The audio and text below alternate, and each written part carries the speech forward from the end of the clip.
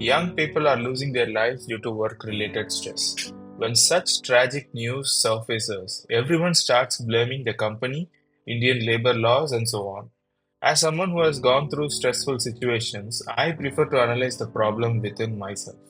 The good, the bad, and the ugly of earning opportunities. The extremely fortunate ones are naturally talented, excelling in their chosen fields, whether it's STEM or otherwise, and often become great inspiration to others. However, we cannot ignore that at some point they likely receive support from friends and families. The medium scenario is possessing talent but applying in a different field that you neither like nor dislike. And the worst case is not having discovered your talent yet, so you are forced to go with the flow, relying on your soft skills or sometimes even toxic skills. There is an old Tamil proverb, "Ettu churakkai karikku udavadu," which means a bottle gourd on paper is no good for cooking. Our education often falls short in preparing us for real world jobs, which is quite disappointing. The knowledge gained from 12 plus years of formal education, along with 3 to 5 years of higher studies, tends to become irrelevant. While the fundamentals may provide some foundation, most of the learning happens on the job, and even then, it is still a long way from being fully equipped. Whether we possess talent or not, one important thing we need to learn throughout our life is soft skills. I believe these skills evolve as we age, and we need to apply different ones at various life stages. While there are many soft skills, six key ones: empathy, politeness, time management, self regulation, professionalism, and continuous learning are essential for creating a better work environment. It is not only important to learn good skills but also to be aware of workplace toxicity. Another valuable trait is highlighted in the old Tamil proverb, Kalavum Katru Thane Mara, meaning learn even the art of stealing but forget it after learning. It encourages us to learn from all situations but not adopt the negative ones. At work, not everyone is your friend. Sometimes jealousy and hard feelings might prevent you from advancing. If you are skilled, the leader or teacher who is supposed to guide you might feel threatened. Their best way to eliminate you is to motivate you to leave.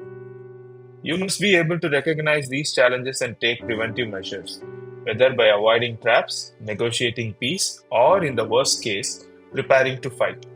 Losing your job might seem the worst outcome, but it could also be a blessing in disguise. Many hesitate to start from scratch, fearing the future. However, fortune favors the brave, and some lessons can only be learned through experience. Unfortunately, most people tied down by family and financial commitments feel stuck in jobs they are not passionate about and can't afford to risk losing, even though a better opportunity might be out there if they tried. An act of kindness can sometimes be mistaken for vulnerability or weakness. If the person who misunderstands you is your superior, you will have a hard time as they test your limits. In the process, you might burn out while your superior moves on. The most important skill is to learn to say no and be ready to navigate internal politics if required. If politics is tough for you, stick to your decisions and be prepared to face any outcome. Fortune favors the brave. Accepting everything thrown at you without pushing back invites trouble. Some righteous individuals don't fight back because they weren't taught to say no. They've always been stars and inspired many. But when real life kicks in, when problems get tough and many factors come into play, it gets confusing.